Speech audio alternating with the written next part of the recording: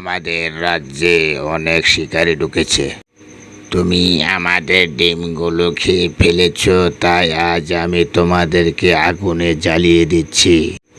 আমাদের জঙ্গলে কে এক পাখি ঢুকেছে, সব ডিমগুলো খেয়ে ছাবার করে দিচ্ছে। না, না, তুমি আমার ডিম খেও না, আমি ফেলে দেব, তুমি ডিম খেও না। এই আমি খাবো, তোর ডিম খাবো, কি বলিস?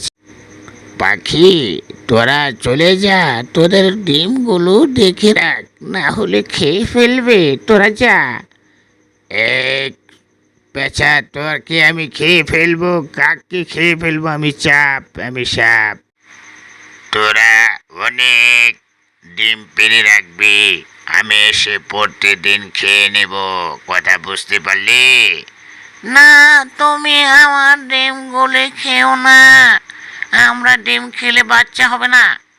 তুমি যদি ডিমগুলো খেয়ে নাও তো বাচ্চা দেবো না। চলো আমরা একসাথে সবাই চলে যাচ্ছি গাড়িতে চড়ে, ঠিক আছে?